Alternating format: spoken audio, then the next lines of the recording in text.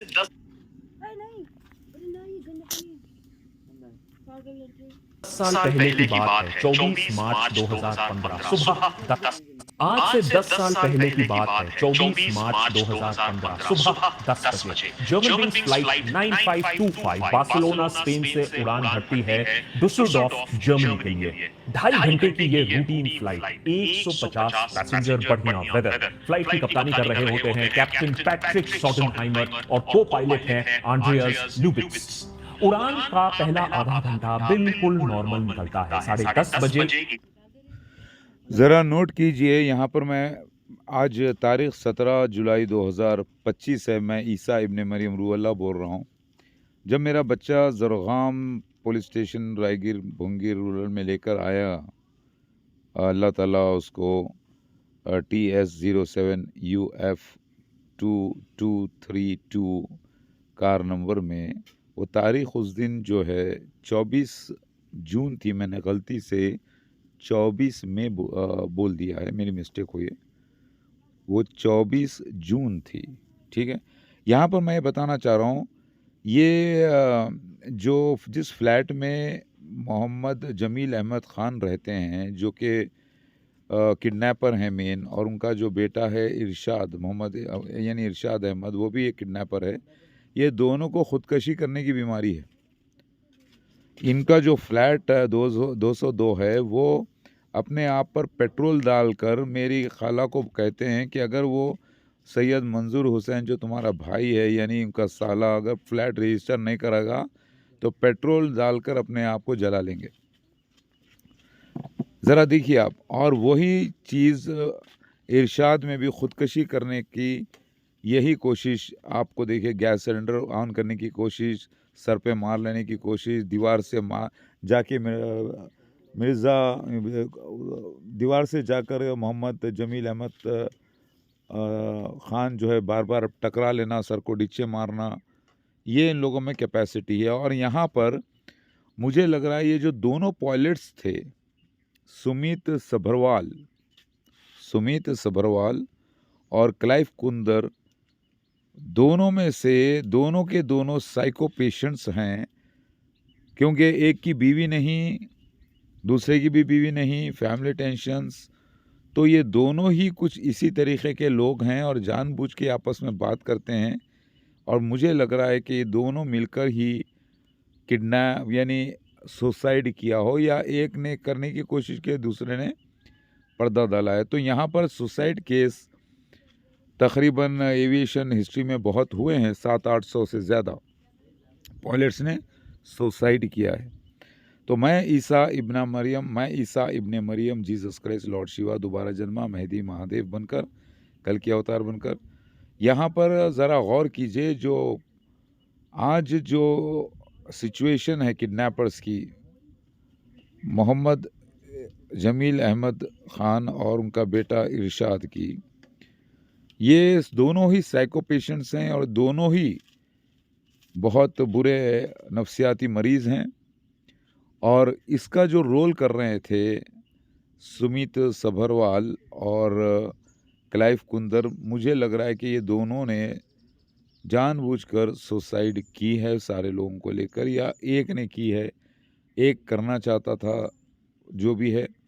यहाँ पर इस बात को हम इनकार नहीं कर सकते, समझ रहे हैं आप, क्योंकि यहाँ पर सुसाइड अटेम्प्ट्स हुए हैं। इसका मतलब है जहाज़ में भी कुछ लफड़ा हुआ है सुसाइड का। ATC के साथ संपर्क होता है रूटीन रूट कॉन्फर्मेशन के लिए। 24 मार्च मेरी बर्थडे का दिन है, तो ये एक किस्सा मैं आपको यहाँ पर बयान कर रहा हूँ, जो कि क्लियर सुसाइड का एक केस हुआ है जहाज़ में। इससे पहले भी एक हुआ है। तो यहाँ पर ये एक मुमकिन है कि क्लाइव कुंदर ने जानबूझकर सुसाइड की या सुमित सभरवाल ने, और वो रिकॉर्डिंग के लिए क्यों बंद किया, आपस में एक दूसरे पे ब्लेम कर रहे हैं। आज से 10 साल पहले की बात है, 24 मार्च 2015 सुबह 10 बजे German wings flight 9525 Barcelona Spain से उड़ान भरती है डुसलडॉर्फ जर्मनी के लिए। 2.5 घंटे की ये रूटीन फ्लाइट, 150 पैसेंजर, बढ़िया वेदर। फ्लाइट की कप्तानी कर रहे होते हैं कैप्टन पैट्रिक सॉडनहाइमर और को पायलट हैं आंड्रियास ल्यूबिट्स। उड़ान का पहला आधा घंटा बिल्कुल नॉर्मल निकलता है। 10:30 बजे एटीसी के साथ संपर्क होता है रूटीन रूट कॉन्फर्मेशन के लिए। ठीक उसके बाद कैप्टन कॉकपिट से बाहर जाते हैं वॉशरूम इस्तेमाल करने के लिए। 10:31 AM कैप्टन के बाहर जाते ही को पायलट एंड्रियस फ्लाइट के ऑल्टीट्यूड को उसके क्रूजिंग 38,000 फीट से सिर्फ 100 फीट के लिए सेट कर देते हैं और फिर वो प्लेन का स्पीड बढ़ाने लगते हैं। जर्मन विंग्स फ्लाइट 9525 अब तेजी से नीचे गिरने लगता है। 4000 फीट पर मिनट की स्पीड से नीचे जाने लगता है। एटीसी को अपने रेडार पर यह बात साफ दिखती है। वो फ्लाइट के साथ बार बार संपर्क साधने की कोशिश करते हैं, लेकिन एंड्रियस जवाब नहीं देते हैं। प्लेन की स्पीड को और भी ज्यादा बढ़ाने की कोशिश करते हैं। 10:34 कॉकपिट वॉइस रिकॉर्डर में साफ सुनाई देता है कि कैप्टन कॉकपिट में अब घुसने की कोशिश कर रहे हैं। पहले बजर लगाते हैं, फिर जोर से नॉकिंग करते हैं, लेकिन एंड्रियस किसी को भी अंदर आने नहीं देते हैं। कॉकपिट का दरवाजा लॉक कर देते हैं। 10:39 कॉकपिट के दरवाजे को तोड़ने की कोशिश की गई है, एक ऑनबोर्ड एक्स जिसे रखा जाता है उससे भी, लेकिन ये असफल प्रयास रहता है। इस सब के बीच में एंड्रियस बिल्कुल खामोश रहता है, कुछ नहीं बोलता है, लेकिन उसकी ब्रीदिंग नॉर्मल रहती है। रिकॉर्डर में ये बात दर्ज होती है। 10:40 AM फ्लाइट के कंप्यूटर्स अब टेरेन पुल अप की आखिरी चेतावनी देने लगते हैं। जोर जोर से अलार्म्स बजने लगते हैं कॉकपिट के अंदर, लेकिन कोई उसे रोकने वाला नहीं था प्लेन को। 10:41 जर्मन विंग्स फ्लाइट 9525 700 किलोमीटर की रफ्तार से फ्रेंच ऑल्प्स में टकराती है। 150 जाने 1 सेकंड में चली जाती है। क्रैश के बाद फ्रेंच इन्वेस्टिगेटर्स को पता चलता है कि एंड्रियस एक पर्सनल क्राइसिस और एक साइकियाट्रिक कंडीशन से जूझ रहा था। चुपके मेडिकेशन ले रहा था। क्रैश से पहले वो मेडिकेशन पर था, वो बार बार डॉक्टर के पास जा रहा था, लेकिन एयरलाइन को ये बात नहीं मालूम चल पाई। एंड्रियस को डर था कि उसकी आंखों की रोशनी चली जा रही है, लेकिन ये सिर्फ उसका मानसिक भ्रम था। जर्मन विंग्स क्रैश पिछले एक दशक में शायद सबसे चौंका देने वाला confirmed pilot murder suicide case बन जाता है, लेकिन वो इकलौता ऐसा केस नहीं होता। उससे ठीक 1 साल पहले मलेशिया एयरलाइंस फ्लाइट 370 गायब हो जाता है, रेडार स्क्रीन से और दुनिया से। हालांकि आज तक कोई ऑफिशियल कॉन्फर्मेशन नहीं आई है, लेकिन लीडिंग थियरी तो यही है कि कैप्टन जाहिरी ने जानबूझकर फ्लाइट 370 को समुद्र में क्रैश करा दिया। ब्लूमबर्ग न्यूज की एक स्टडी ने पाया कि 2011 और 2020 के, अगर आप टाइम पीरियड को कंसीडर करो, उस दशक को कंसीडर करो, तो कमर्शियल पायलट मर्डर सुसाइड हवाई दुर्घटना का दूसरा सबसे बड़ा कारण बन गया था। और ये तब जब हवाई यात्रा हमारे लिए और भी सुरक्षित हो रही है, सेफ हो रही है, डेथ्स कम हो रही हैं। अब AI-171 के प्रिलिमिनरी रिपोर्ट के आने के बाद एक बार फिर से पायलट्स के एक्शन पर इन्वेस्टिगेशंस की नजर जा रही है। बिना ये बोले कि पायलट्स की गलती है, जो प्रिलिमिनरी रिपोर्ट है उसने पायलट्स को कहीं ना कहीं कटघरे में खड़ा कर दिया है, जिससे एक्चुअली तो एक बवाल मच गया है। पूरा देश और दुनिया भर के एविएशन एक्सपर्ट्स अब 2 गुटों में बंट चुके हैं।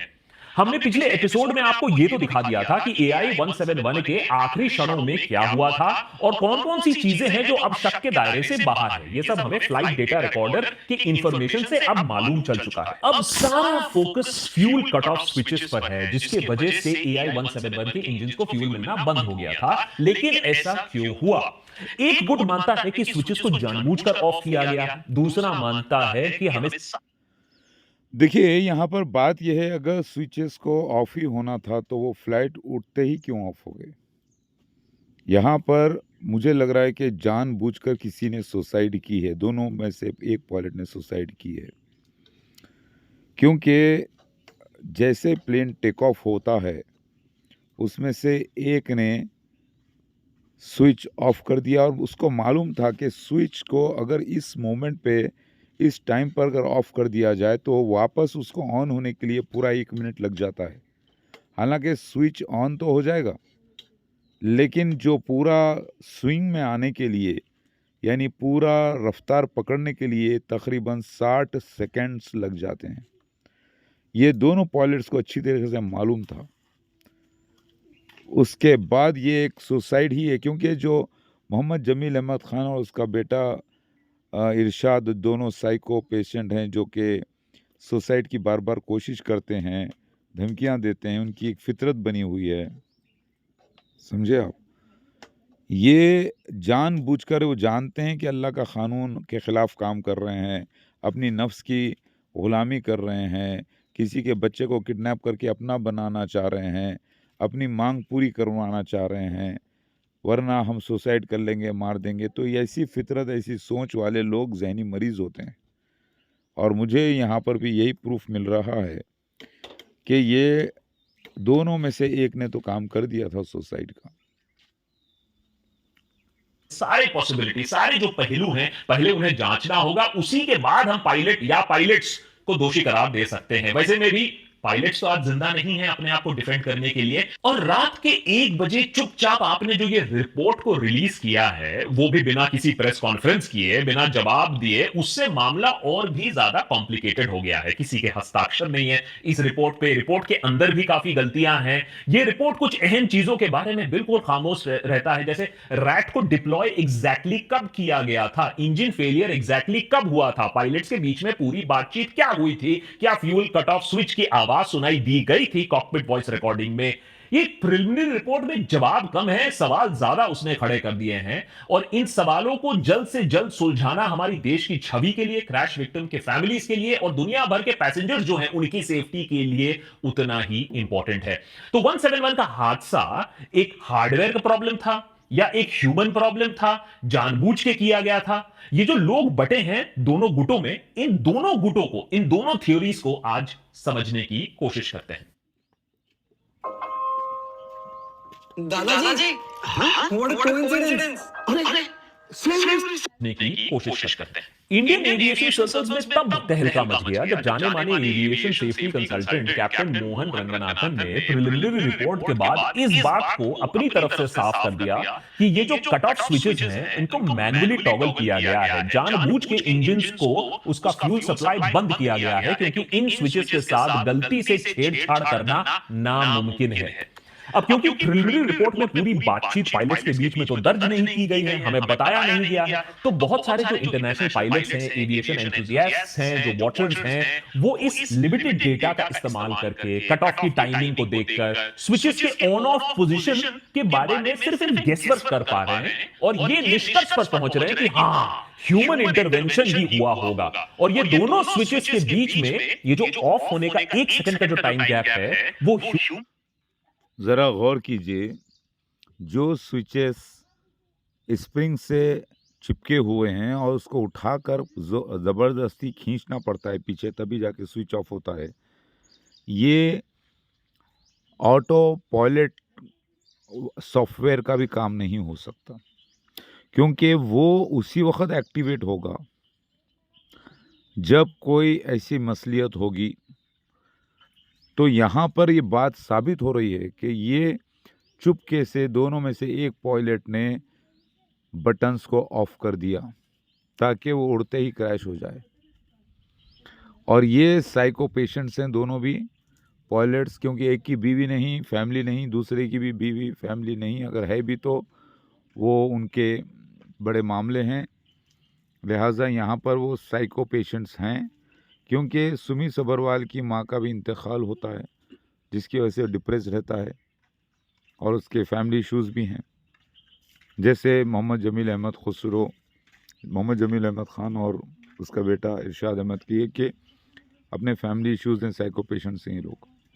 ह्यूमन एक्शन को इमिटेट करता है, सो उनका कहना है दिस इज डिलिबरेट। दूसरा अहम सवाल जो आता है, अगर ये सॉफ्टवेयर इशू था तो 10 सेकंड बाद जो फ्यूल स्विचेस ऑफ हुई थी वो वापस ऑन भी तो होती है, उसे क्या चीज एक्सप्लेन कर सकता है? 10 seconds after the fuel control switch was replaced to cut off, 10 seconds is pretty quick. It wasn't quick enough, but There's a 10-second gap in here between the time it went off and back on. Number one, why would you discuss it? Why? This is no time for discussion and 20 questions and asking him why did you do that.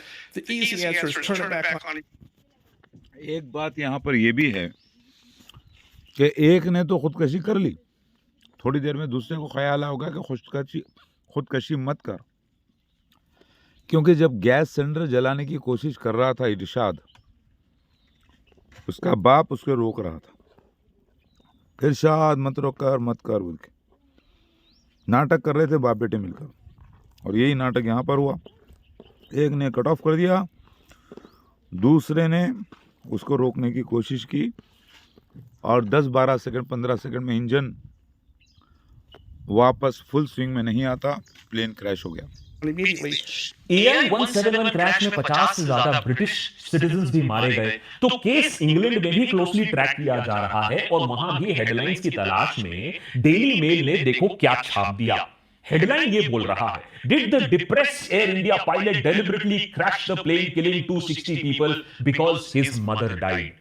Sources का हवाला देते हुए अखबार ने यह छाप दिया कि कैप्टन समरवाल की मानसिक स्थिति अच्छी नहीं थी। फ्लाइंग ड्यूटी से उन्होंने मेडिकल ब्रेक लिया हुआ था, अपनी मां के देहांत के बाद बेरीजमेंट लीव भी लिया हुआ था और बुजुर्ग पिता की देखभाल भी वो कर रहे थे। कुछ दिनों में रिटायर भी होने वाले थे।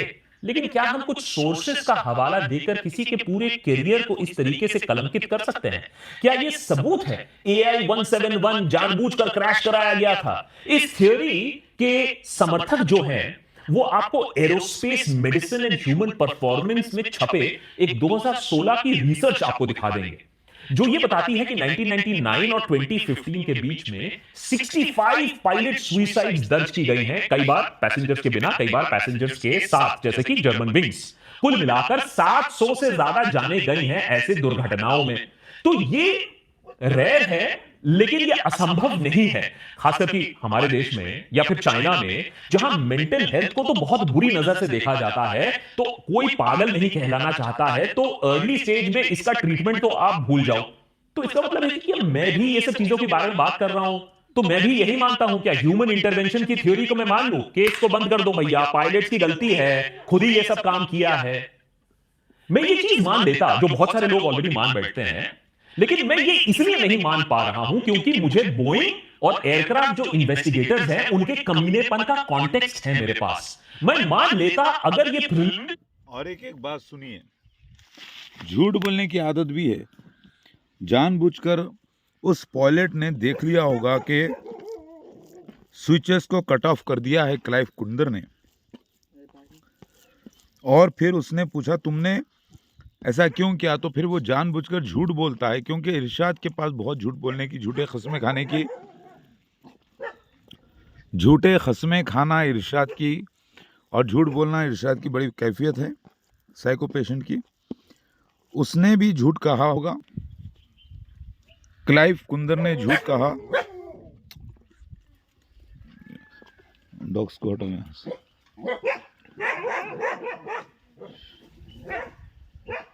तो क्लाइव कुंदर ने झूठ कहा है, क्लाइव कुंदर ने झूठ कहा है इरशाद अहमद की तरह, और फिर ये प्लेन क्रैश एक के सुसाइड वजह से हुआ।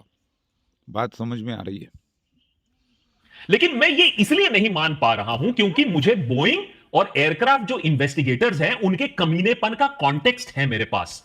मैं मान लेता अगर ये प्रिलिमिनरी रिपोर्ट जो होता इसने दर्ज किया होता कि पूरा कॉन्वर्सेशन तो बता देता। मैं मान लेता कि ये बात अगर बोइंग की पहले की जो धांधली है उसके बारे में मुझे मालूम ना होता। मैं बात कर रहा हूं 2018-2019 दो नए मैक्स 737 जेट्स जो क्रैश कर जाते हैं, और क्रैशेस के बाद भी देखिए बोइंग की जुर्रत को। बोइंग के नए chief executive David Calhoun New York Times को क्या बताते हैं कि अरे ये इंडोनेशिया, ये इथियोपिया के पायलट्स के पास एक्सपीरियंस कहां है।